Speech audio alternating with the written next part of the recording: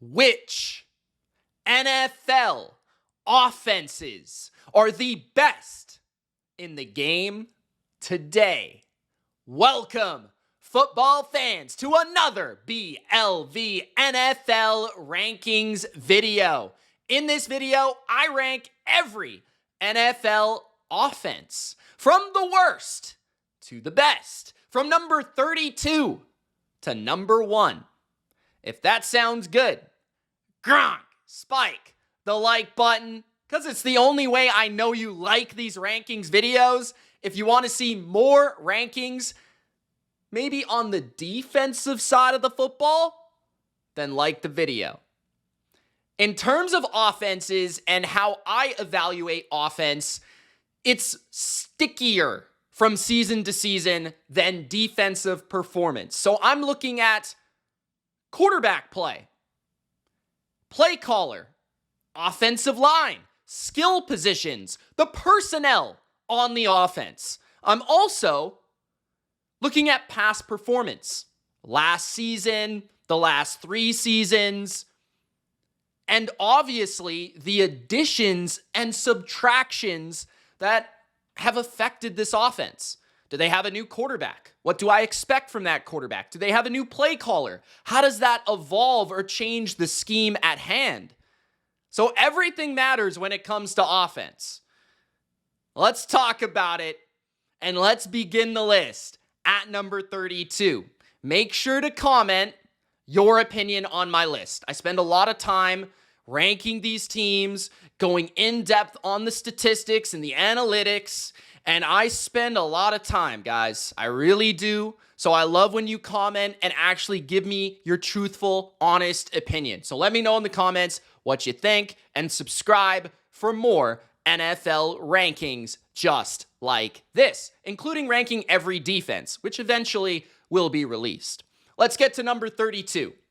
The worst offense in the NFL is the Cleveland Browns. Yep, the Cleveland Browns have the worst offense in football because they probably did last year. 32nd in offensive grade, according to PFF. 32nd in EPA per play. 32nd in success rate.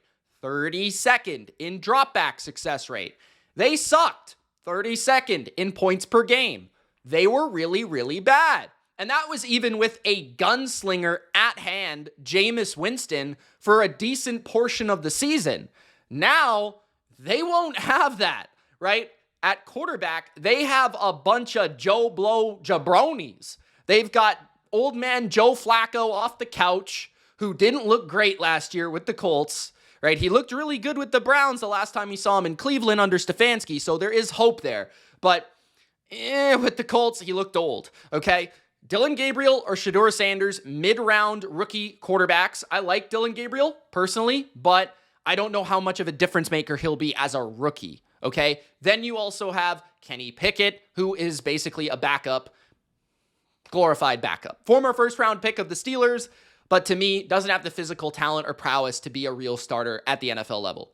You compound that with an unreliable rushing attack with 2 rookie runners, Judkins, who was the second best Ohio State back in the draft, and Sampson, potentially Ford, also taking carries as a change of pace. It's certainly not Nick Chubb. It's not even really Kareem Hunt when he was there in Cleveland. So I don't expect the run game to be as dominant or successful or as consistent in Cleveland as it has been. Stefanski is a really good play caller at times, but I do feel like he has gotten lost the last couple of seasons with having to adapt to Deshaun Watson. Hopefully, he can get back to what made him successful. His bread, his butter, his run game, his play action, his under center work, and then the drop back game we saw with Joe Flacco and Jameis, I thought definitely sprinkled some nice stuff throughout the last couple of seasons. Jerry Jeudy is a good, talented receiver, but beyond that, there are a lot of questions. Cedric Tillman is maybe a number 2 in the NFL with good size, frame, possession skills, showcased some pop last year, but he's not overly explosive, and they have a lot of questions behind those 2 at the receiver position, including Deontay Johnson. Is he a thing? Tight end David Njoku is one of my favorites in football, but he didn't have a great year last year. I'm hoping for a bounce back this season. They did also draft Fannin at tight end, who has some potential, but he is more of a raw prospect than he is a real go-to guy. So The offensive line is also a problem for them. Like when Cleveland was really good on offense, like in 2021, that sort of range, they could run the ball behind a dominant offensive line, and they had one of the best, if not the best, pure runner in football, Nick Chubb, at the time. And they just don't have that combination any longer. They still have the same guys in the interior, but their tackles are rather unreliable and injured in Conklin, or just not great in DeJuan Jones, and they don't have really incredible guys to replace them when they eventually do get injured, which it feels like they always do. Now, I do like the additions of guys like Tevin Jenkins for depth and stuff like that, but when looking at this situation, there's just no area where they can rely on it, like run game, pass game, a real receiver combination, or anything like that. Like, there's some decent sprinkles of things here, and there's also a guy that's a talented coach of the year type of coach. But I just don't think that there's a quarterback you can rely on, an offensive line you can rely on, a run game you can rely on. There's just nothing reliable. So at the very least, they will be a bad offense. At the very least, they're going to be inconsistent. They might not be the worst. It's hard to call, but I do rank them the worst because they were the worst last year. Let's just be fair.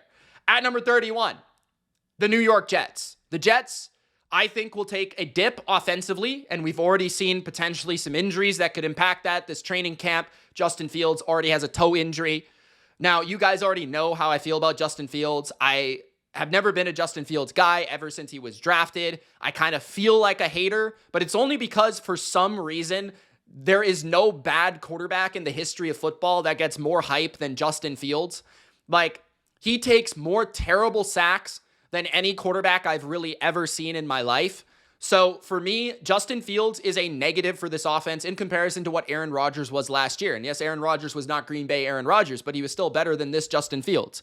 Okay, the offensive line is maybe the hope of this offense. The fact that they're young. They have two tackles that could be really good. First-round prospects that were drafted in the top 10 that have a ton of potential in Membu and Fashanu, or Fashanu, depending on how you pronounce his name. Then, on the inside, Simpson and Vera Tucker are really solid, and Tippmann had a good year last year at center. So we talked about that offensive line in my offensive line rankings, which, by the way, guys, if you haven't watched already, go watch it because it provides context for this video. We did weapon rankings. Go watch that as well. And the Jets' weapons are not anything to be inspired by. They were one of the worst in the NFL, according to me, and I just don't see anything past Garrett Wilson at receiver. Like, Alan Lazard is not it. And Malachi Corley might be it, but I don't know. And then tight end is a rookie, which we traditionally know that tight ends don't produce as rookies unless they're Brock Bowers or Rob Gronkowski level of tight ends. And I don't think Mason Taylor, even if his dad's a Hall of Famer, he is probably not one. The running backs, Breece Hall and Braylon Allen, are pretty talented, and I like their combination of speed and power and size and quickness, but I don't think they're going to overwhelm anybody, especially with the youth of the offensive line, a new unknown play caller that we don't know much about, so it doesn't give me a lot of faith or security there, and a quarterback position that to me is one of the worst in football from a starting position. So beyond Garrett Wilson, there's just not a lot to be reliable here. I think they could be a bit better if their run game is as good or as lives up to the potential as it could. Like this offensive line and these running backs and Justin Fields at his best running the ball. Now with the toe injury, I don't know. But that could be the spark the offense needs. They could be a really good power run team. But their passing game is going to be pathetic. Like pathetic. The worst in the league. So at number 31, I have the Jets. At number 30, the New Orleans Saints. The Saints are at 30, despite me liking the potential of the offensive line after drafting Kelvin Banks out of Texas at left tackle, Fuaga at right tackle, McCoy at center. I like elements of their offensive line. And having still quality weapons when healthy. I'm a big Rashid Shaheed fan, despite his injuries. I think when he plays, he is a fireball. I also really like Chris Olave when he plays. It's just that I have to follow up those names with when he plays, which is always a problem. Alvin Kamara is good still, maybe not as explosive or dynamic as he used to be, but really good in the receiving game, really talented vision, all that sort of stuff. It's just that, like, Tyler Shuck is maybe going to be the most unprepared, lacking quarterback in the NFL. Even if I like him as a prospect, I just don't expect much behind a fine offensive line, but last year it was literally 32nd in pass blocking. Like, they were terrible last year. So me expecting improvement is still being probably not a great offensive line, to be fair. The weapons are just unreliable from a health standpoint. Brandon Cooks was added for a bit of depth and veteran leadership, but I mean, he's not what he used to be, right? So, and Jawan Johnson's solid. Like, don't get me wrong, Kellen Moore, I think that's an improvement from an offensive play calling perspective. And I think it's helpful for a young quarterback to have a guy like Kellen Moore, who's a very successful college quarterback, played in the NFL, is a smart coordinator for quarterbacks, for different variety of quarterbacks like Jalen Hurts, Justin Herbert, Dak Prescott. That all helps, but I just don't see how the Saints move the ball. Like, I don't think they're dominant in any area of offense. I don't know how the quarterback is possibly going to be consistent in this situation. So I have them at 30, mostly due to quarterback. I think there are elements that are solid here. It's just not special for the Saints. At number 29, and this is really like what I want to dive into before I get to 29, guys, is the fact that offenses are really hard to rank for me because I am a very positive outlook person when it comes to specifically offense. Like, I want to see points scored. And it's hard for me to rank them because I see good elements of all offenses in the NFL. I really do. Like, I talked about Cleveland, I talk about the Jets, and I talk about the Saints having positive elements, right? All these teams could be better than I expect. It's just that I have to rank somebody 32. I have to rank somebody 29. So at number 29, I have the New York Giants. The New York Giants are at number 29 after being the 31st offense in football in points per game last year and 30th in yards last year. The Giants, I do expect to improve a bit because quarterback should be improved. Russell Wilson should at least provide some explosive passes downfield. I think Jackson Dart is more talented than, let's say, the Italian Stallion. And Tracy Johnson at running back, tight end, even adding like Scadaboo potentially. These guys could spark up elements of the offense that were weak last year. And then wide receiver, Malik Neighbors, year 2, is a demon. Then they also have Wan'Dale Robinson, who's a volume vulture, and Darius Slayton can get it done. Jalen Hyatt can get it done down the field. They can fly. So I like the elements of the receiving core. I think that the tight end is kind of like an unknown right now.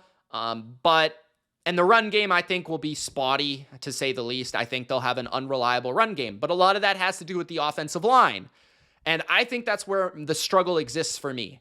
The combination of Russell Wilson and how he likes to play quarterback, vertical, hold the ball, like with a bad O-line, that to me is not a good situation. I'd actually be more inspired from a drop back passing standpoint if Jameis started for this team. And if I were the general manager, I probably would have stopped after I signed Jameis. I would have went with Jameis for the vibes, and I would have drafted Jackson Dart or a quarterback that I liked in the class. You know, Tyler Shuck maybe potentially, or Dylan Gabriel, guys that I liked. But to me, like, the Giants, I think there's more potential with Jackson Dart because I think we kind of know what Russell Wilson is at this point. He's a chuck and pray quarterback, and he won't make mistakes, right? But that's not leading or bleeding statistics on offense.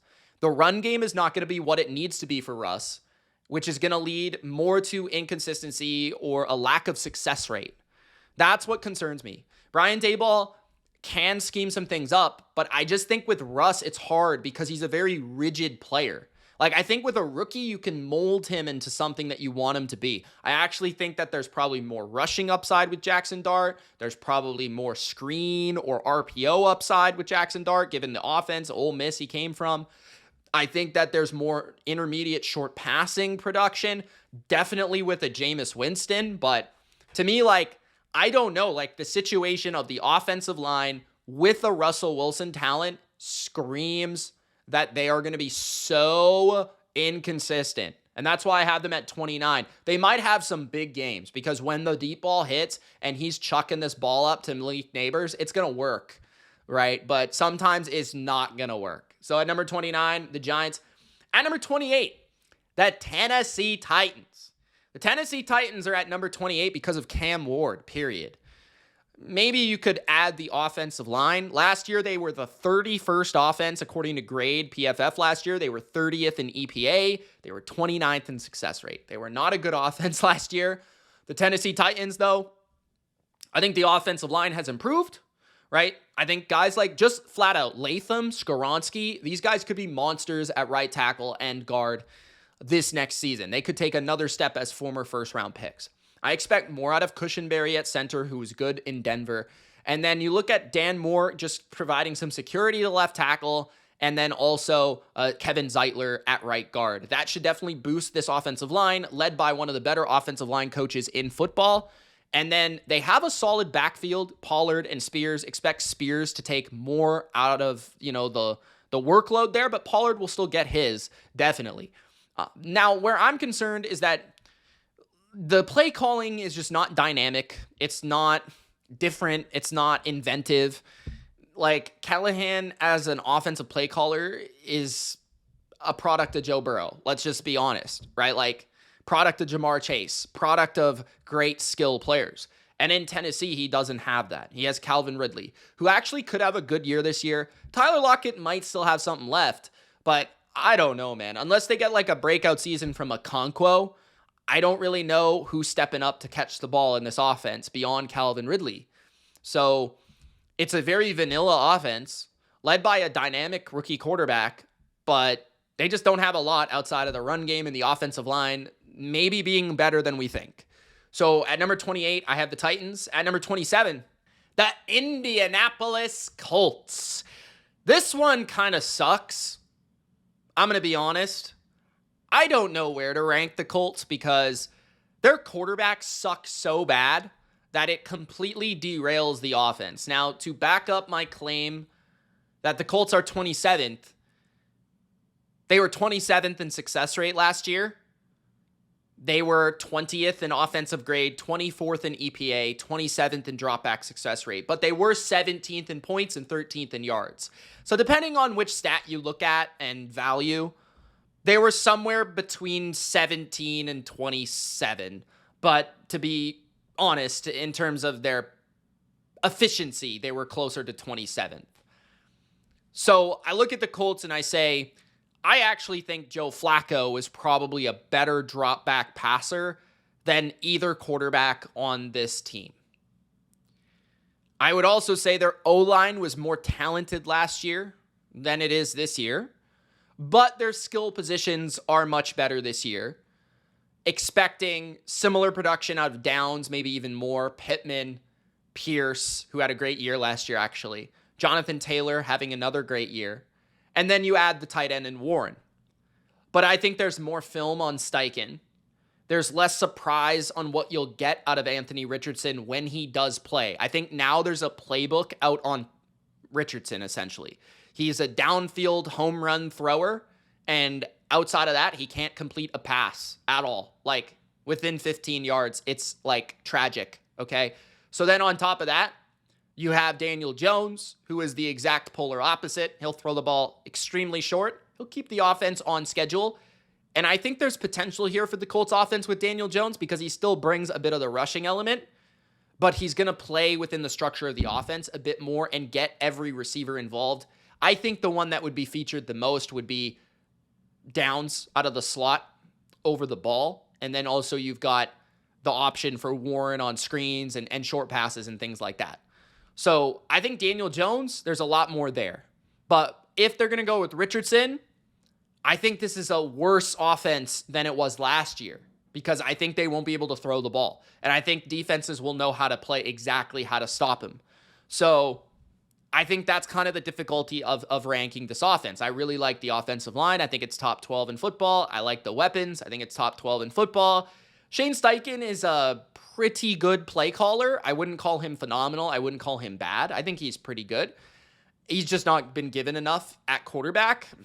And that's kind of been the case since Andrew Luck retired in Indy. But that's why I can't see a lot of potential for the Colts offense. Like, that's why I feel okay ranking them 27 because they're going to be 24th. I'm not really going to regret that ranking at the end of the day. So I'm sorry, Colts fans. I think you should have a pretty good running game from Jonathan Taylor. I do really like your weapons, and I think there does exist potential here for a quality complementary offense led by Daniel Jones. But ultimately, I just don't see how this becomes a dynamic force because they don't have the quarterback to do it. So at number 27, the Colts. At number 26, The Seattle Seahawks. The Seahawks is kind of a combination of things when it comes to why I'm not a huge fan of their current offense. Last year's offense, I actually think will be better than this year's offense. And this is a main reason I am down on Seattle entering 2025. I like Mike Macdonald, and I probably will rank his defense considerably high on that list, on the defense rankings. But when it comes to offense, they were 16th in grade last year, 15th in success rate, 18th in EPA per play. So they're a pretty average offense, 18th in points as well. So they were pretty average, slightly below average. But I think that Geno Smith is certainly a more reliable down-to-down passer and consistency success rate player. Like, he is one of the most accurate players in football, and his completion percentage has actually kind of exemplified that, which is rare because completion percentage doesn't always do that for people. But the offensive line is still kind of a mess.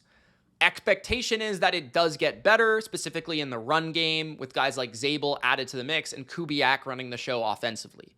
But I do see the drop back passing game being much worse. First of all, they lost Tyler Lockett and DK Metcalf.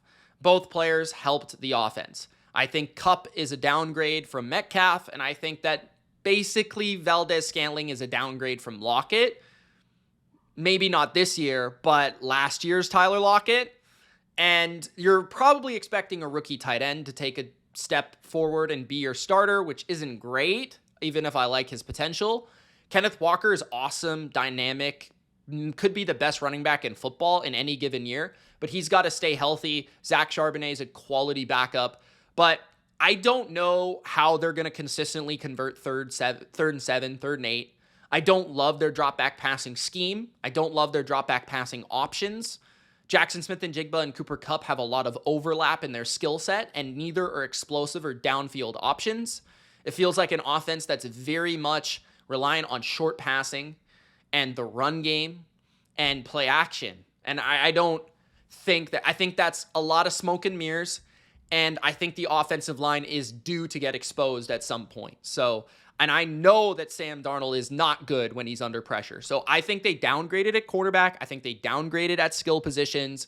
And I think the offensive line might be a little bit better. The play calling might be a little bit more what they're looking for, but I don't exactly think that it's going to be better. I don't think the production is going to be better. I think it will be worse. So at number 26, Seattle, just not my style this year. At number 25, the Pittsburgh Steelers. The Steelers and the Seahawks both feel sort of similar in terms of, I think they're hoping to do the same thing, run the ball, play action, play good defense, play physical football, win the turnover battle, not make mistakes, that sort of deal. I think the Steelers will be more capable of it. I think Arthur Smith has been capable of creating offenses that run the ball effectively through multi-tight end formations. They get weird playmakers involved like Jonnu Smith and Cordell Patterson, who are also on the Steelers. And I think they're more capable of having an effective offense without an effective skill group at receiver. I've seen that from Arthur Smith before. And when you look at Pittsburgh, I like the uniqueness of their approach compared to a team like Seattle. Seattle feels like a bad version of the Rams. Well, Steelers feel entirely unique. It feels like a vision where the offensive line might not be the best in terms of pure passing situations, pure pass blocking. Broderick Jones has a lot, to work on. Their right tackle is essentially a rookie. They do have questions at right guard as well with McCormick. I like their left guard and center quite a bit in Frazier and Sayamalu. But there are questions. Fontenot even has potential, but we'll see. I really like that they brought in Jonnu Smith to complement Pat Freiermuth, to feature 2 tight end, 12 personnel, to have 3 tight ends, 13 personnel on the field with Darnell Washington. Like, I like the vision of that, running the ball, play action under center, keeping an older quarterback protected and stable and able to have a comfy pocket to throw from. Because the problem with Aaron Rodgers is his fragility. His problem is getting hit, feeling fragile, feeling pressure, feeling the contact. If Rodgers is protected and Rodgers is stable behind a good offensive rushing attack, behind screens and quick throws to Jonnu Smith, behind fade balls and back shoulders to DK Metcalf or handoffs to Calvin Austin. It makes sense. Like, their offense makes sense. I wish they still had George Pickens. I wish they still had more of a competent offense in terms of separation skills, 3rd and 7, 3rd and 8 offensive ability, because you really look at it and it's like, if DK isn't getting open, who is? That's kind of my concern. But I do think they'll have a power offense that can run the ball, that can screen the ball, that can get you under center and play old-fashioned football. And I don't think a lot of defenses are actually prepared for that. So if Rodgers is still pretty good, this could be an offense that surprises some. This could also be an offense, if Rodgers isn't good, if he's washed, that could be pathetic. Like, it could be bad because they don't have enough at the receivers to make up for it. They don't have a good enough running game to make up for it. There's potential here, but the offensive line has questions. The running backs aren't exactly prime Adrian Peterson. So, I mean, at number 25, the Steelers. So I'm trying to balance out all these options and opinions. I feel like Arthur Smith can do enough here with Aaron Rodgers where they're competent. I think they'll actually be more consistent than last year, right? They were 26th in success rate last year, but I think they'll be less explosive than last year. And I think that's intentional. I think that's the way they want to play. At number 24, I have the Carolina Panthers. The Panthers were surprisingly good on offense late last season. If you look at things like EPA, success rate, they were cooking at the end of the year. And a lot of that had to do with the breakout of Bryce Young and how he was performing as a playmaker late last season.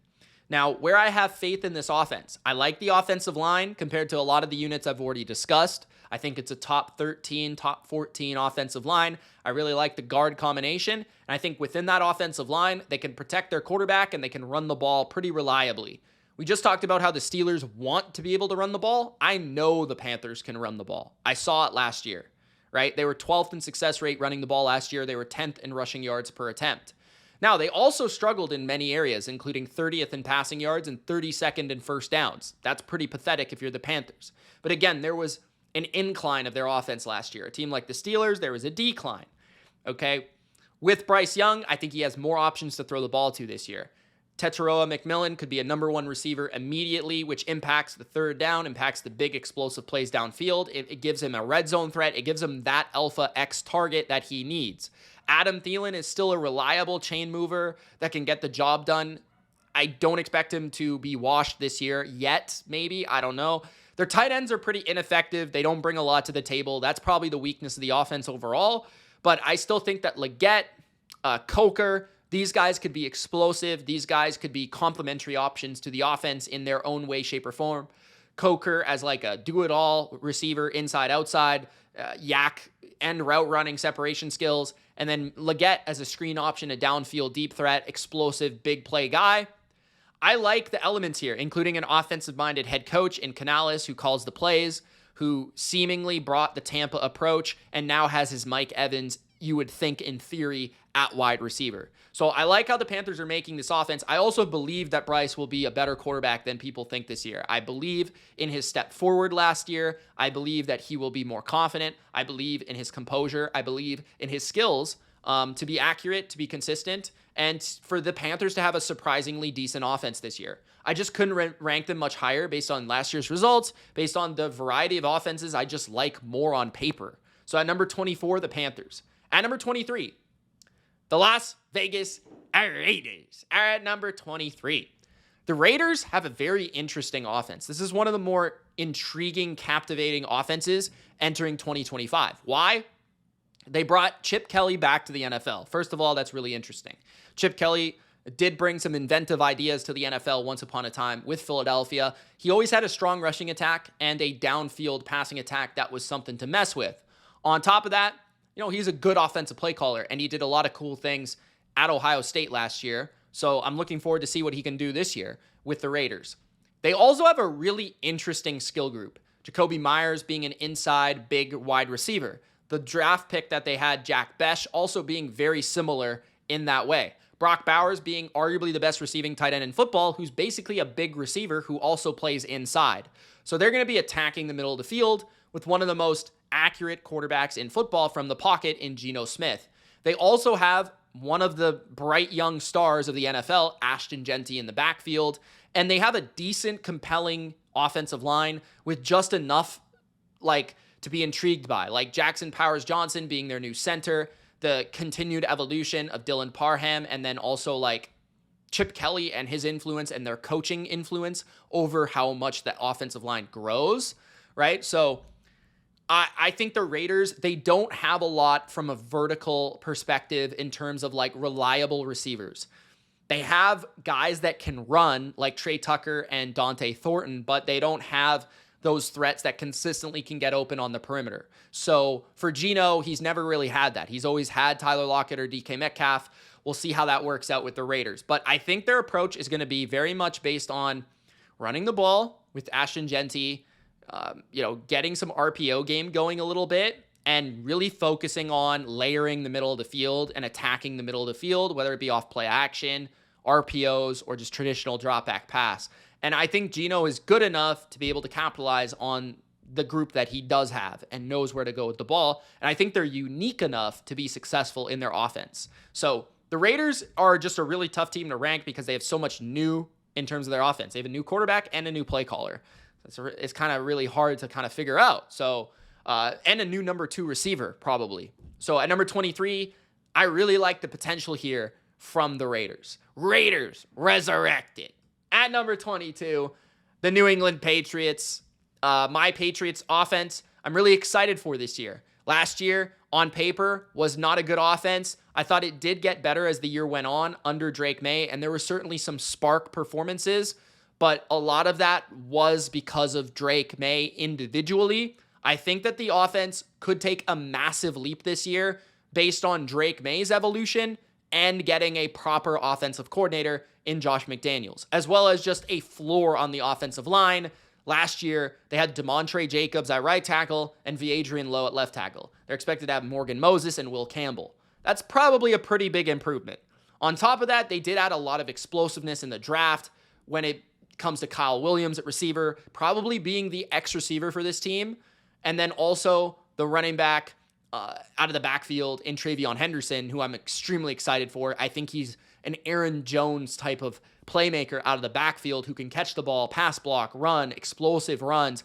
And I think we could see a bounce back from Ramondre Stevenson under Josh McDaniels. I think we could see a better Demario Douglas. I think we could see Stephon Diggs, who's already back at training camp, which is incredible. I think we could see him catch 70, 80 balls. I think Kyle Williams could be one of the better rookie receivers. So there's a lot of potential here that goes beyond just Drake May and Drake May's continued evolution as a processor, a passer, a accurate passer, and then a playmaker. He could become one of the best playmakers at quarterback in football as soon as this year with his skill set. I mean, we know what he can do with his arm angles, his arm strength, throwing left-handed, running the ball, where he led the NFL and quarterbacks in yards per attempt on the ground last year. I'm intrigued for Josh McDaniels to bring some of that Cam Newton run game to Drake May. There's a lot of elements here that get you very excited if you're a Patriots fan. We haven't been this excited for an offense probably since Cam was there, just for that element alone. But even more so, this has way more skill talent than that offense had with Damiere Byrd. So, I mean, yeah, like the Patriots could be even better than this. I think some people will rank them lower because of how they played last year without maybe trying to correctly assess how much better Josh McDaniels is, how much more like the offensive line will be better taught under Doug Marrone, how much more Drake May could get out of playing another year and still being very young and still growing, how much better the receiving core is thanks to Stephon Diggs, maybe even just Stephon Diggs alone, but they also added the other guys, even Mac Hollins, who they added, or Kendrick Bourne being there for the whole year. He wasn't there the whole year last year. So, like, the Patriots just have, like, so many new elements, so it's hard to truly calculate how much better they'll be, and they still don't have, like, an amazing O-line. It's still one of the weaker ones. They don't have an amazing receiving core. It's still one of the weaker ones, but at the core, right, they're more explosive. They're better as a play calling team. They're better as a quarterback team, and their strength is play caller quarterback, which has you very intrigued to be maybe a top half offense in the NFL potentially. So at number 22, the Patriots. At number 21, the Chicago Bears. Now, the Bears, I think, are tough because I want to believe in Ben Johnson thoroughly. But at the same time, I have part of my brain or the angel devil situation, one of them saying, Ben Johnson, he's calling plays, Mitch. And then the other guy saying, Caleb Williams sucks. So I'm trying to account for both of those elements, right? Caleb was really bad last year. And there's actually already been some reports about how like Ben hasn't exactly been happy with him so far. So that's going to be interesting. The offensive line, I do think, is a lot better than last year. Like, no doubt. It was already solid last year, though. I don't think people realize how good they were last year on the offensive line. A lot of the issues with pressure came down to quarterback, and it has with Caleb and Justin Fields, right? So the O-line has been better than people thought. The running backs, though, this is where I'm a little bit concerned. Ben Johnson does want to run the ball, and I just don't think he has the running back. Like, I don't think DeAndre Swift is the guy. I don't really think Roschon Johnson has the talent. Is a 7th-round rookie going to be the guy out of Rutgers? Maybe he's the next Isaiah Pacheco. I don't know, but like... And then the receivers, like, I like DJ Moore. Don't get me wrong. I think Rome could be better, but like, he's kind of overrated. And Luther Burden could be the guy, like, but there's a lot of if, but, and, you know, like, it's not, we have Jahmyr Gibbs, we have Sam Laporta, we have Amon-Ra St. Brown, we have Jameson Williams. Like, yeah, there's been questions about those guys in the past, only because they're young. These guys, it feels like, well, Caleb's certainly not Jared Goff.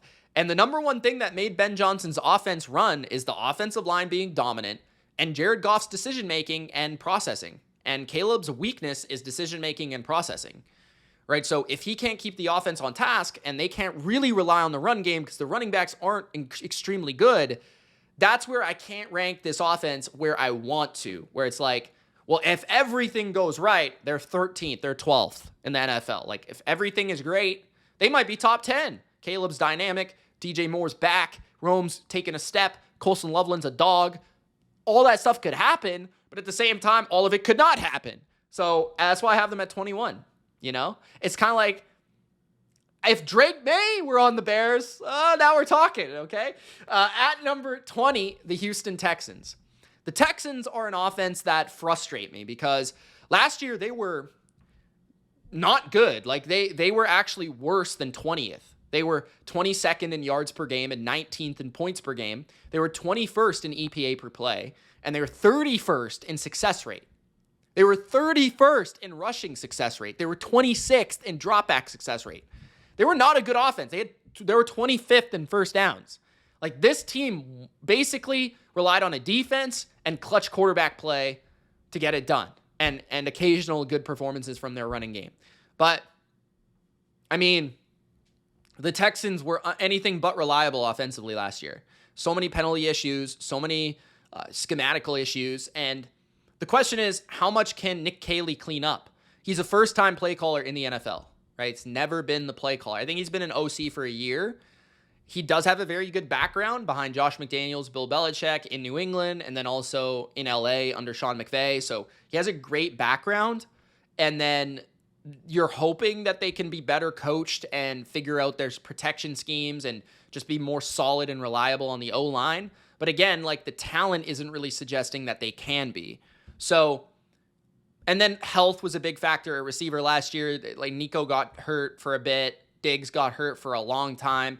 Tank Dell got hurt twice. So the Texans, they just had a terrible, unlucky offensive season last year, and Stroud suffered because of it.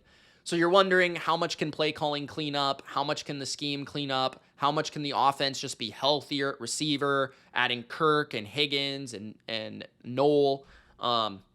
We'll see, but I still think the offensive line is going to breed inconsistency, both in the run and the pass game, because they're just not that talented. And I think it's hard to rely on a first-time play caller to have a top 15 offense in football when there's so many other proven ballers at an OC position in the NFL after what I saw from this offense last year. So the strength of this team is defense. As many playmakers and as many like big names as they have on offense, I kind of need to see it again before I believe it. This was an offense that led the NFL in passing yards per game 2 years ago. So We'll see.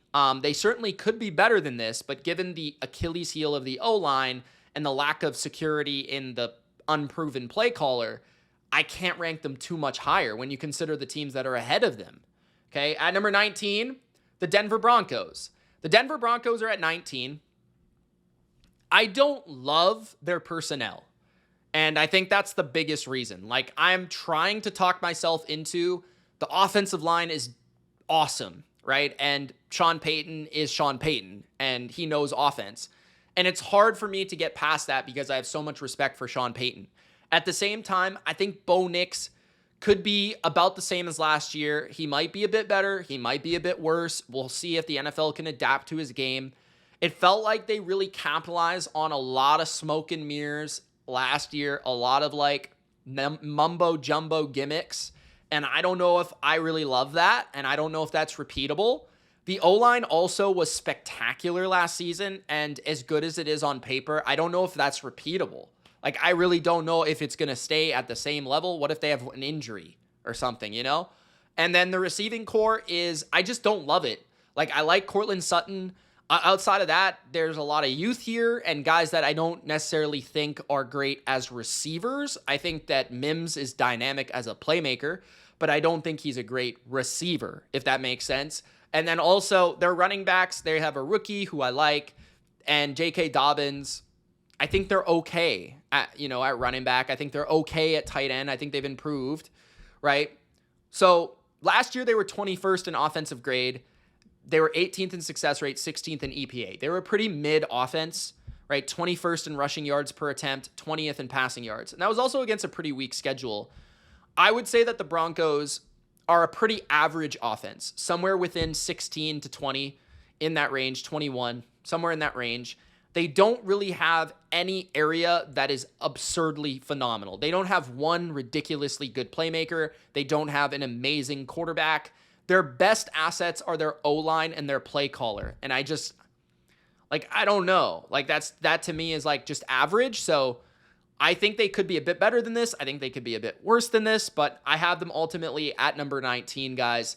Maybe someone surprises me in the skill group and really takes off as a home run threat, but I don't really see it right now. At number 18, the LA Chargers.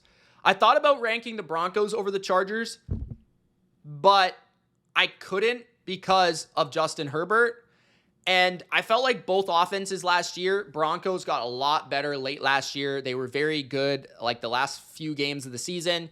The Chargers were very similar, though. Over the last 3 or 4 weeks of the season, they were like the number 1 or number 2 offense in the league.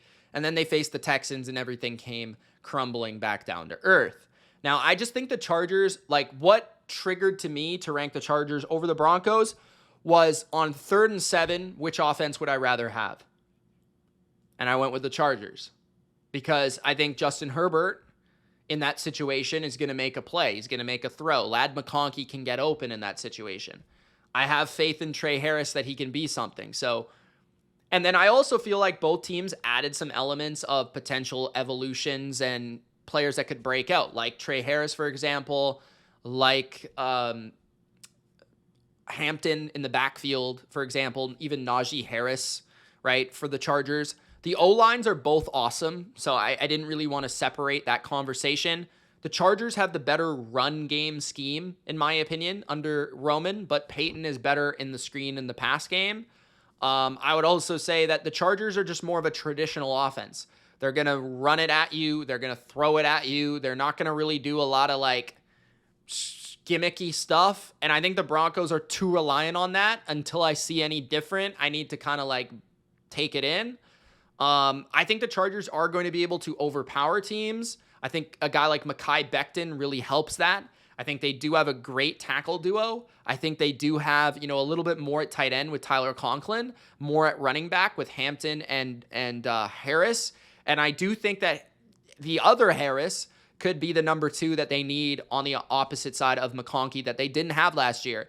So the Chargers, I don't like the depth of their playmakers. I don't love their tight ends. I wish they had more skill talent that got me going, but that's why they're only 18. But I will say they improved late last season. They steadily got better. They do have Justin Herbert, who is a precision passer baller. So at number 18, it's hard for me to rank them any lower than this. At number 17, I have the Jacksonville Jags. Now, Jacksonville, I really like the potential of Jacksonville. Last year, they're not going to rank anywhere close to this. 24th in grade, 26th in points, 25th in yards, 22nd in success rate, 23rd in drop back, 19th in EPA per play. But they have a new play caller in Liam Cohen, who I think will get more out of Trevor Lawrence, who should be healthier this year. Remember, they played a lot of games with Mac Jones. Their offensive line, I do think, will be better because of Liam Cohen, but also because they're getting a little bit older, specifically at tackle, and then, experienced. I think their run game will be better under Liam Cohen from what he did with Tampa, taking them from 32nd to top 5. I think he can do something similar there. Maybe not as dramatic, but I think it should be better. I do like what they did at guard to make them more powerful in Macari to help their run game. And then I also do love their weapons. I mean, number one reason, I love Brian Thomas. I love Travis Hunter. I think that's a great 1-2 combination in a variety of ways. Hunter after the catch, Hunter with the ball in the air, and then Brian Thomas from an explosive standpoint.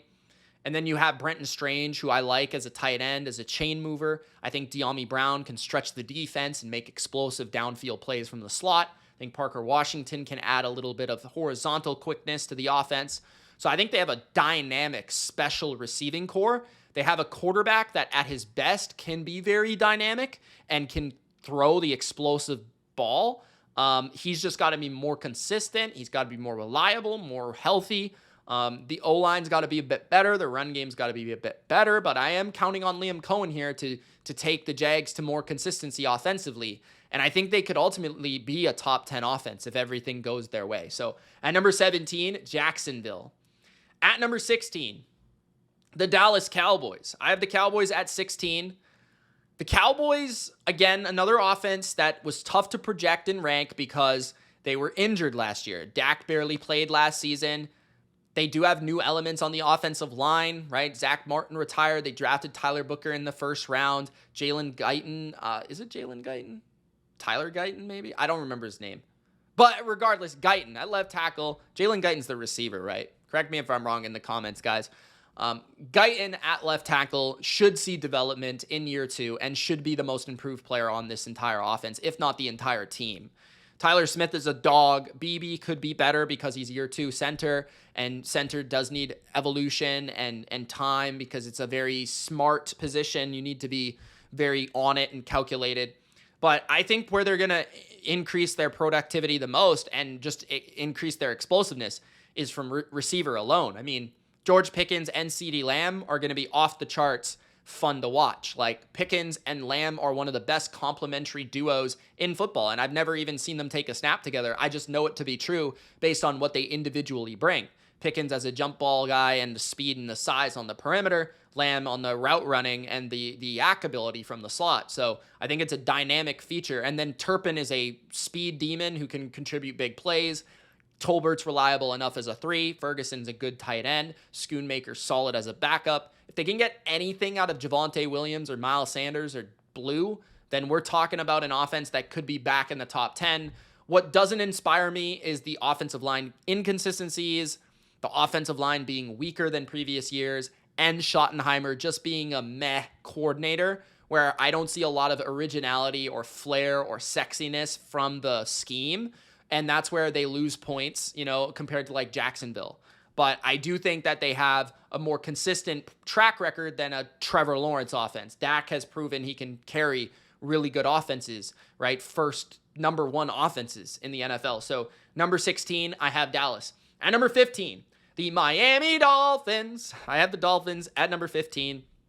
They were obviously another one. Like Jacksonville, Dallas, these teams, Miami, there's a lot of what if situations from last year, and there's a lot of projection this year, which is why it's hard for me to rank them lower, but it's also hard for me to rank them higher. So there was a lot of these situations, guys, that I couldn't really figure out. But at number 15, Miami. With Tua, during the stretch with Tua, I believe they were a top 10 offense.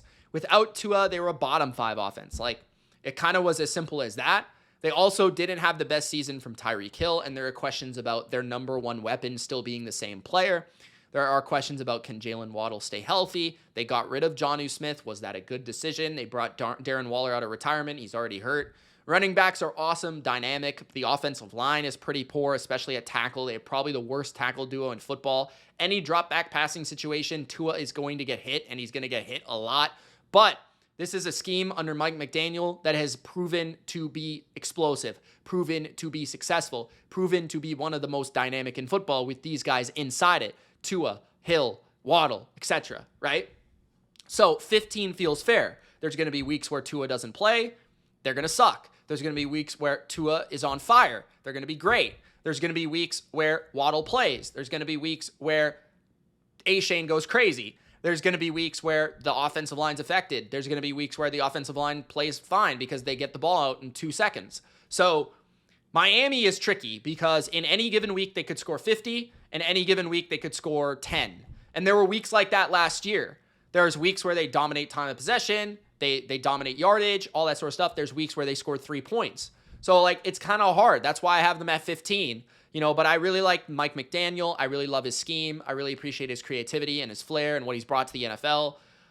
And I really think that Tua fits this offense really well. And I do love their playmakers. I just feel like it's a very, very unreliable roller coaster of an offense. So at number 15, the Miami Dolphins. At number 14, the Atlanta Falcons. I have the Falcons at 14. I think the Falcons are probably the offense that I didn't realize was as good as it was last season. They were 3rd in offensive grade, according to PFF. They were 4th in success rate.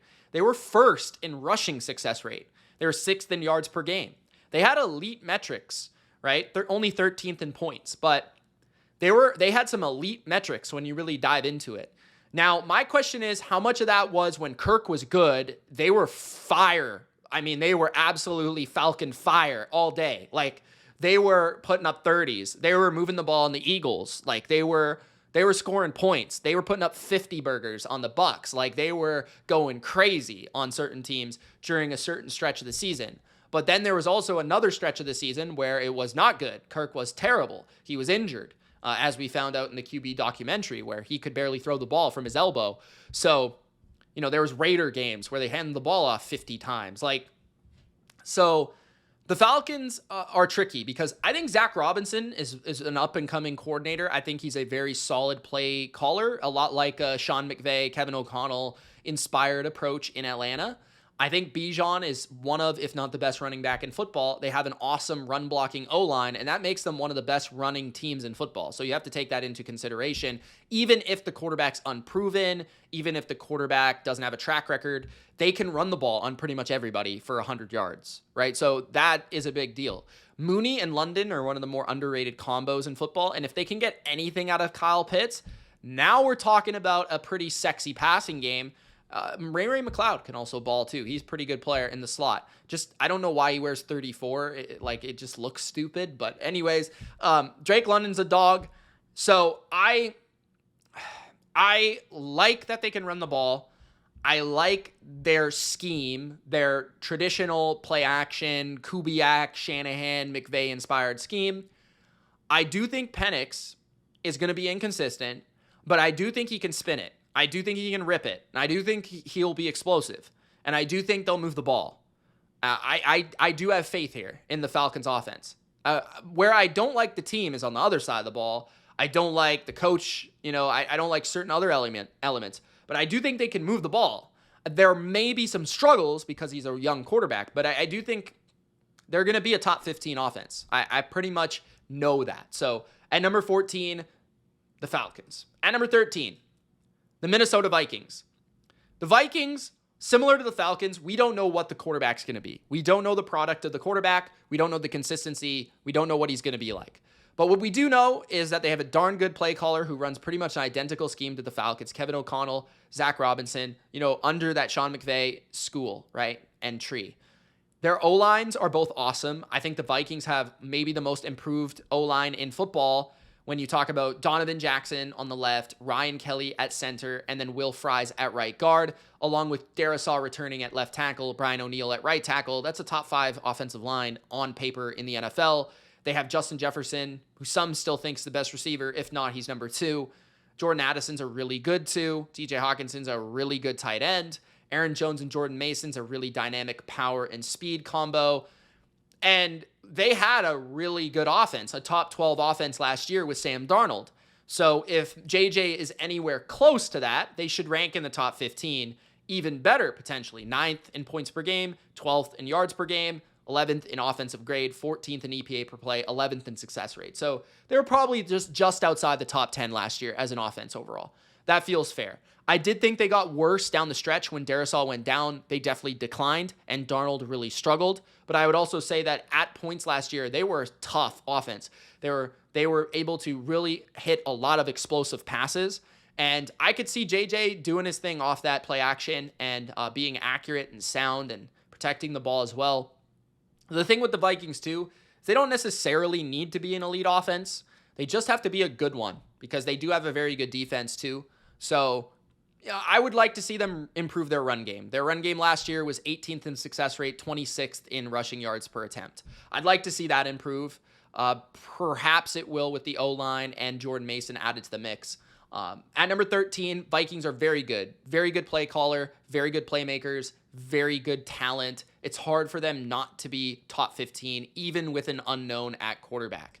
At number 12, the Arizona Cardinals. This might surprise some people, but the Cardinals were pretty much a top 10 offense last year. They were 12th in points per game, 11th in yards per game. They were 9th in first downs, 7th in offensive grade, 10th in EPA per play, 10th in success rate, 6th in dropback success rate, 10th in rushing success rate, 2nd in yards per attempt. So they were pretty much around 10 in every metric known to offense last year. And even if you look at like plays ran per drive, they were like 6th or 7th.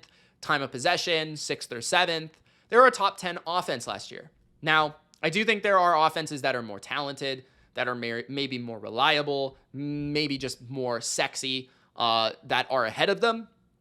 But I do think they'll be a top 15 offense at the very least, right? I think that they run the ball really well. I love Drew Petzing's scheme in the run game, his blocking angles, and the way that he loosens up big plays for James Conner. I also think the O-line is underrated in their chemistry and coordination. Jonah Williams healthy will certainly help them. They have an underrated center, and Paris Johnson's an up-and-coming stud at left tackle. Trey McBride's one of the best tight ends in football. James Conner's a top 10 running back. Marvin Harrison could be the element that keeps them in this range of offenses, because I don't think if they got the same production out of Marvin Harrison, they would still be this level of offense. I think eventually you need another guy to step up in the passing game beyond Trey McBride. And honestly, they didn't throw the ball enough for it to be Dortch or to be Wilson. They need Marvin Harrison to be 1,000 yards and 8 to 10 touchdowns next year. And if he does that, they should still float around the top 12 offenses. Kyler, in his own right, does bring a lot of dynamic nature, but he also brings a lot of inconsistency. So with the Cardinals, you're going to get really explosive performances. You're going to get ball possession performances. You're also going to get some games where they struggle to move the ball against certain defensive coordinators, schemes that know how to attack Kyler and pick on his weaknesses. So it makes them a little bit less reliable to be a top 10 offense. So at number 12, the Arizona Cardinals. At number 11, the Green Bay Packers are at number 11. The Packers were close to the top 10, but I just couldn't squeeze them in there. I think if they did have Christian Watson for the entire season, I'd consider them at number 10. I'm very intrigued for the Packers offense once they get all their weapons cooking and healthy at the same time, because I think the potential of Golden and Watson with their speed with Reed would just be something special for Matt LaFleur to cook up. But at the same time, I think without Watson, they lose their number one separation guy. They lose their number one wide receiver in terms of man-to-man beating. And that's going to have to focus the attention on Golden to be that guy as a rookie out of the chute, which is tough. And last year, they struggled against man coverage. They weren't a top 10 offense against man coverage. So there is a certain avenue to attack them. But you do have to stop the run first. And that's the concern, right? They're a very good running team. They were overall 6th in rush yards per attempt, 5th in yards per game, 8th in points. They were a top 10 offense last year, right? But Josh Jacobs is priority number one. The Packers want to run the ball. They want to be a power team. And off of that, they want to create explosives with Jordan Love from play action. And they want to be able to screen the ball, RPO the ball, get the ball in space, to Tucker Kraft, to Jaden Reed, to get the ball to the quick guy or the powerful guy in space. But from a traditional drop back passing game, from a pure man-to-man against the blitz sort of situation, they do struggle. And we saw that last year. And if you can slow their run game down a bit, that's where some of their weaknesses come up. Love is also just a bit inconsistent compared to a lot of the guys in the top 10 as a quarterback, because sometimes he's on fire and he makes incredible elaborate throws, but at other times he just misses a layup. So it makes them a little bit more explosive reliant than I would like from a top 10 offense. But certainly when they're on, their play calling is exquisite, their O-line is powerful, their run game is explosive, and their receiving threats, they have a plethora of them. So at number 11, I do have the Packers. At number 10, entering the top 10, we have the Kansas City Chiefs. I think that 10 or 9 was the consideration here for the Chiefs. I squeezed them into the top 10 because I can't not have Andy Reid in the top 10 offenses in the NFL. It's also tough for me to not have Patrick Mahomes in the top 10 as well. Now, they were 15th in points and 16th in yards last year. For many, they were not a top 10 offense, just by the eye test, right? But they were 9th in EPA per play. They were 8th in success rate. They were 10th in dropback success rate, and they're 8th in rush success rate. So across those deeper analytics, they could possess the ball. They could slowly matriculate the ball. And by that virtue, they were top 10 offense. But there's questions about pretty much every element of the offense. First of all, Patrick Mahomes, is he still the same guy? Then you have the offensive line, left tackle, left guard, who's playing there? How well will they play? They don't have Joe Thuney anymore. The offensive line, though, still has Trey Smith and still has Creed Humphrey, okay? And Andy Reid is a wizard when it comes to figuring that out. They also have a really good tight end combination, Kelsey and Gray, and their receivers are actually healthy. Rashee Rice should be suspended, but should be healthy. Worthy is going to be probably even better this year, and he's going to bring, I think, the home run threat back. I think there's going to be more of an emphasis on that from what we saw late last season for Worthy to get involved down the field. Now that Rice is back underneath, Worthy take the top off. And then on top of that, okay, we've got still Juju's floating around. We've got Hollywood as a good intermediate threat. So there's a world where the Chiefs could be a top 5 offense. But at the same time, I don't know about their running game. I think their offensive line will breed some inconsistency. And overall, I just have really disliked their approach. Very conservative, very matriculation, not a lot of explosives. I feel like this is the opposite of the Packers. Like, they're the opposite of the Packers. The Packers are everything is home runs, and the Chiefs are everything is 5 yards. And I'm like, can we find a middle ground between these two offenses? So at number 10, I have the Chiefs. At number 9, the Los Angeles Rams. The LA Rams are at 9. I think getting Devontae Adams is going to be the biggest thing that boosts them into the top 10. Last year, they were arguably a top 10 offense, depending on what metric you look at. They were 9th in offensive grade, 9th in success rate, 7th in drop back, 7th in rush success rate. So they definitely had some elements of their offense that was successful, but their points per game, 20th. Their yards per game, 15th, right? Their pass yards, they were good in that department, but they were not good in a per rushing standpoint, 31st in rush yards per attempt. So the Rams, they had their struggles last year offensively because Puka was hurt for a portion, Kupp was hurt for a portion, the O-line was banged up, Stafford had to basically carry the offense, and in all honesty, I've said this before, I think Sean McVay has declined as a play caller. I still think he's a brilliant leader and a great head coach, but as a play caller, I don't think he's Kyle Shanahan anymore. I think he's actually like on a lesser tier than that. I think a guy like Matt LaFleur has surpassed him in that category. But I will say that with Stafford, Adams, Nakua, and a solid offensive line, if their left tackle's healthy, this is a top 10 offense without a doubt.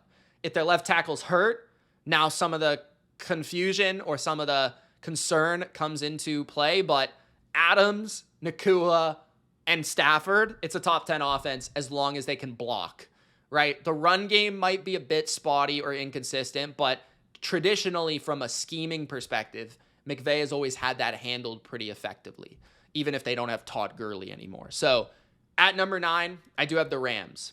At number 8, the Philadelphia Eagles. The Eagles are at 8, and I think this is about where they were last year, probably like from the 6 to 9 range, depending on what you look at. 7th in points, 8th in yards, 6th in grade, 6th in EPA, 13th in success rate. This is a weird offense because they were 29th in passing yards and still were a top 10 offense because they were 5th in rushing yards per attempt and they were 6th in first downs because of it. I would say that the Eagles are the best ball control offense in football. They can go on long drives, running the ball, and occasionally RPOs, screens, occasionally Jalen Hurts with a tush push on a 3rd and 1. They can really wear down a defense, but I think their success rate, their consistency can be frustrating. And we saw that at many points last year.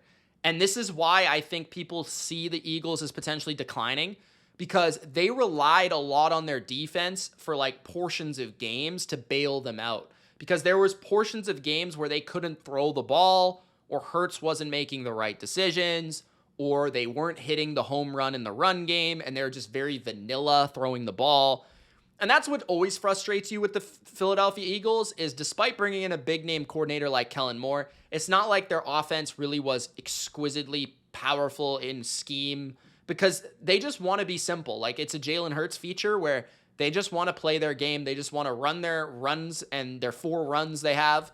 They want to run their 5 passing concepts, and they just want to rely on their talent, which is fair enough. It's gotten them a Super Bowl, but at the same time, when teams know it and they've schemed for it and they're actually playing well that day against the run, it makes them very frustrating because they don't do anything for like 2 quarters. And then eventually Saquon breaks a 70-yard touchdown. It's like, oh, there we go.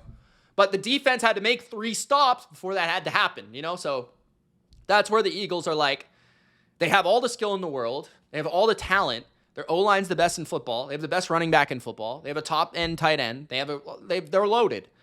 But the way they play limits their ceiling, and so that's why I have them at number 8. At number 7, the Tampa Bay Buccaneers. The Bucs were a top 5 offense last year. I expect subtle decline because I think Liam Cohen is that good of a coordinator. I think that they will decline a little bit.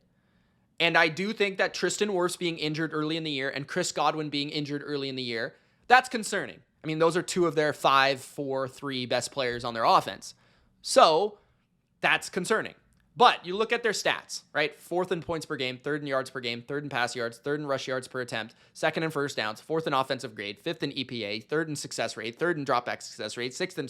I mean, they were literally not lower than 6th in any stat. And they were a majority of the time 3rd. Right? So I'm expecting a subtle decline. I think Baker played out of his mind last year. I'd expect him to play very good this year, but maybe not quite as good. I think that's fair, especially with Liam Cohen gone. They were the best 3rd down offense in football, and they were too reliant on high leverage situations. I think that will decline just because it's this nature of it, right? Mike Evans, their receiving core is phenomenal. I'm not even going to say that Mike Evans will decline. I don't expect it to. Don't expect him to. He'll probably have another 1,000 yards. I'm just saying, like, people might because he's older, but I'm not going to say that. But Emeka Egbuka is added there for another piece, another weapon. I expect more out of McMillan. I expect the same out of Otton. I expect Irving to be one of the best, Bucky being one of the best running backs in football. I expect Rashad to be really reliable. They still have so many elements, so many playmakers, so much depth that it makes them be able to withstand an injury or two. The O-line without Wirfs, though, would definitely take a hit. I mean, he's the best left tackle in football. So, to me, the Bucs are still awesome. I just think that there are a little bit more, there are slight things that will decline. 3rd down offense, Liam Cohen's, approach, and then just, the injuries that already are there, which I'm kind of concerned about. Godwin probably won't be the same, but it will still be pretty good. So at number 7, they're awesome. They're balanced. They're explosive. I love the way that they throw the ball. I love that they can spread it out. I love how they brought balance to Tampa last year. They're one of the more balanced offenses in football. I hope that continues. I have them at number 7. At number 6, The Washington Commanders. The Commanders should be about the same as last year. They were about number 6 last year, number 7, somewhere in that range, I would say. They're 4th in EPA and 5th in success rate. So by those metrics, top 5. Yards per game, 7th. First downs, 4th. Drop back success rate, 11th. But they were 3rd in rushing success rate. So somewhere around 5 through 7 is fair last year. I think 6 this year is fair because I think their offensive line improvement in personnel. Laramie Tunzel at left tackle. They drafted Connerly, I believe, out of Oregon. He adds some depth. They will be shifting around a guy like Brandon Coleman. Maybe that helps. Maybe it doesn't. I do like their center, but Sam Cosmi, their best offensive lineman last year, got hurt, and he's going to be out for a while. Their running back situation doesn't feel like one that would breed a top 5 rushing offense, but it did, and I don't expect it again. I think a lot of that had to do with Jaden Daniels and his impact on defenses. That still should exist, don't get me wrong, but I just don't expect them to just run over teams occasionally like they did last year. I remember like the Titans game, I think it was like ridiculous. But Terry McLaurin should be back. Hopefully they figure out that contract. Debo complimenting him is a perfect world in terms of X receiver, flyer, downfield, contested catch guy, Terry McLaurin with the yak demon, Debo. Now, if McLaurin is not playing, then I move this offense way down because I think it totally shifts and totally changes the way they can play, totally changes the way defenses will play them. But Jaden is so good. He's so calm. He's so composed. He's so accurate. He's so consistent. He's so elusive. That gives him a floor. The offensive line better. The run game solid. The playmakers, not amazing, but definitely good in the offense. And Cliff has just been so good with Washington. So good. So much in sync with Jaden Daniels. It's hard to deny this is not a top 5, top 6 offense. And they should be every bit as good as last year. It's just that maybe teams figure out Cliff a bit better, and that's kind of the concern, right? Maybe Debo's washed, kind of the concern a little bit, but I didn't have Debo last year, so does it really matter? I don't know. But at number 6, I have the Commanders, right? I like pretty much everything about them. It's just that they're a little bit more, last year, their success felt more scheme reliant than a lot of the other top offenses because they don't have a lot of household names at their skill positions. At number 5, the San Francisco 49ers. And some won't like this ranking. There's a lot of Niners haters that comment on my videos. There's a lot of Niners haters in general. It's just kind of weird.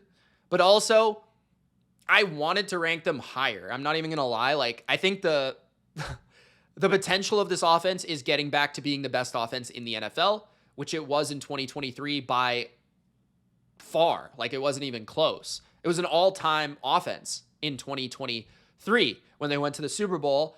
And in 2024, they still were 5th in offensive grade, 4th in yards per game, 4th in passing yards, and 7th in rushing yards per attempt.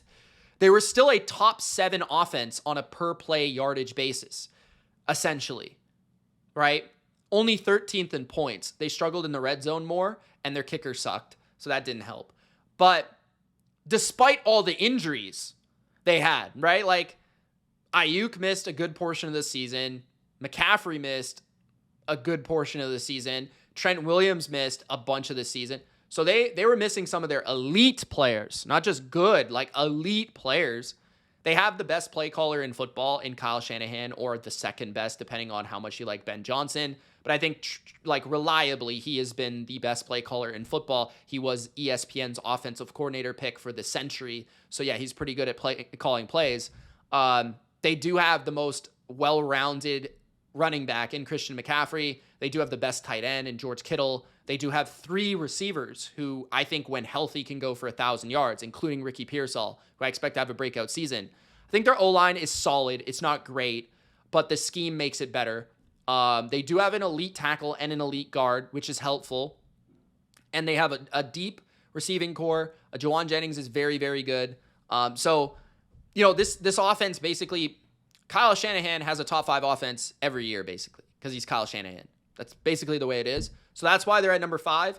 But there are more concerns about the Niners, which is why I don't have them higher, because Trent's old, Kittle's getting old, McCaffrey's getting a little bit older, and these guys all have been injury prone. And that is my problem, right? Along with Ayuk coming back from injury and these things. But at the same time, we've seen Kyle Shanahan put up points with Nick Mullins. So, like, I still feel like they still be in the top 10 somehow. But at number 5, I have the 49ers. I think their ceiling is 1. Their floor is probably like 12, okay? At number 4, the Detroit Lions. The Lions are still in the top 5 because, you know, even losing Ben Johnson and Frank Ragnow, who is the second best center in football, and Kevin Zeitler, who graded as the third best guard in football, although I don't think he's the third best, but he graded as that. So they lost key elements to their offense last year, a little bit less dominance on the O-line, you know, but they're here because they have the best skill group, in my opinion, in football as I rank them, and they still have a top 10 offensive line. So you combine those things with a decent play caller, they should still produce top 5 results with a top 10 quarterback who is one of the more calculated guys in football. And honestly, I feel like because Goff is so experienced and Goff is so calculated that he doesn't need Ben Johnson. Like, Ben Johnson is obviously going to make the most out of Jared Goff, but I think that Jared Goff at this point in his career, not when he was younger, when he needed Sean McVay, but at this point, I feel like he doesn't need it because he is so smart and he's seen so much of the game and he knows the offense so well that, sure, they'll miss the trick plays and they'll miss the calculation of the play sequencing on game day, and that will make them dip from 1 or 2 to 4. But I still feel like the offense at its core will be successful because they can still rely on their tackles and their offensive line to produce and protect. They can still run the ball with arguably the most dynamic runner in the NFL, Jahmyr Gibbs, and a really good backup in David Montgomery. They still have a young, awesome tight end in Sam Laporta. They've got Amon-Ra, Jameson. These guys are all in their prime, and as long as they're healthy, they're going to get open. They're going to produce. They're going to make plays. And Jared Goff's going to make the right decision. So for me, yeah, they were first in success rate, third in EPA per play, first in points per game, second in yards. They were top 2 offense last year. So maybe the best. You could argue the best. So to me, they'll take a dip because of Ben Johnson and because of Ragnow, but they still will be elite because I just think that the guy at the helm is still smart enough and the playmakers are so good that they'll still put up points. So at number 4, the Lions. At number 3, the Cincinnati Bengals. Love the Bengals offense. I think the Bengals can be the best offense in football if they get a hint of an offensive line. Last year, they had one of the worst offensive lines in football, still led the NFL in passing yards. They were 5th in first downs, 6th in points per game, 2nd in dropback success rate, and also they were 6th in success rate overall. So they were a top 6 offense last year, and that was with a slow start. That was with a bad offensive line. So with the Bengals, Joe Burrow ready to rock, not coming off an injury, full offseason, best pure passer in the game, right? Best receiver duo in football. Chase Brown, the next Austin Eckler, according to their OC. And I do think a subtle improvement on the O-line. I think they've got more depth at running back. I think they know how to use guys like Yossi Voss, guys like Gesicki. I think they have a better vision for these complementary playmakers. They know Chase Brown from the beginning of the year. I wonder what their numbers were. I didn't check this, but what their numbers were with Chase Brown to the end of the year. But this was a team that constantly had to chase the scoreboard. And they didn't have the ball as much as other offenses because the defense was on the field all the time because they suck. So at number 3, I have the Bengals. They're, from a pure passing technical standpoint, they're the most unstoppable passing game in football. That means a lot to me. They're not as good running the ball as some of the teams I've already mentioned, but it doesn't really matter to me as much. I think that when it comes down to it, 3rd and 8, is there a team I'd rather want than the Bengals? Probably not. They have more flaws than the other elite offenses, but I do feel like just from on a 3rd and 8, which offense do I want? The Bengals. So that's why they're at number 3. At number 2, the Buffalo Bills. I have the Bills at 2. They were a top 3 offense last year. They were 2nd in points, 10th in yards, 2nd in EPA per play, 5th in rush success rate and 8th in dropback success rate. One of the most balanced offenses in football last season. They ran the ball well with Allen and Cook. Cook had 18 touchdowns last year. They also have Ty Johnson and Ray Davis, who also can go in the backfield. They have a plethora of playmakers at receiver and tight end. Dalton Kincaid, Dawson Knox at tight end. Then they have, obviously, receiver Khalil Shakir, right? Curtis Samuel. They've got Keon Coleman, who could take a jump this year as a high draft pick, as a perimeter playmaker. Josh Palmer added to the mix to replace Mac Hollins as a more traditional receiver. And then Elijah Moore as well. So they've got a lot of depth there. Their O-line's top 3 in football. They've got the best quarterback in the game. I think that Allen is a dynamic runner, but I think he's a slightly better passer than Lamar. From a drop back standpoint, maybe not an explosive play action standpoint, but from a drop back standpoint, if there's one worry, it's about them against elite defenses with elite man-to-man secondaries. That's my only real concern, which keeps them at 2. But other than that, I mean, there's not really a lot. They can run it on you and overpower you. They've shown that. They can play in the snow. They can play in a dome. It also hurts their metrics that they play in bad weather, so keep that in mind, kind of like the Patriots used to be. So the Bills are at number 2.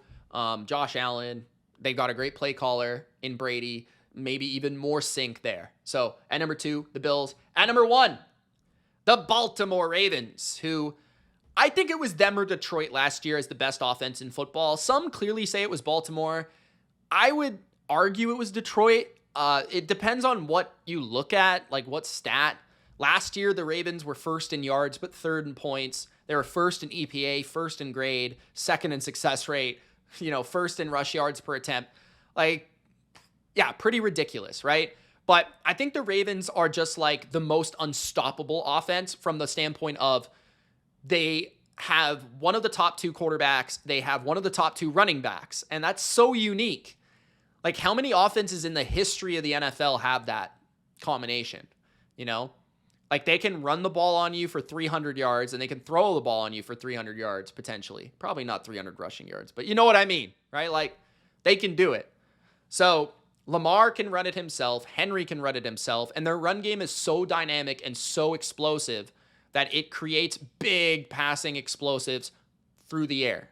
Then you have Zay Flowers. Then you have the great tight ends. You have the flexibility there of playing multi-receiver formations. Now maybe more D-hop, 3 receiver formations. Zay and Bateman. Bateman downfield threat. Zay yak threat. D-hop possession threat.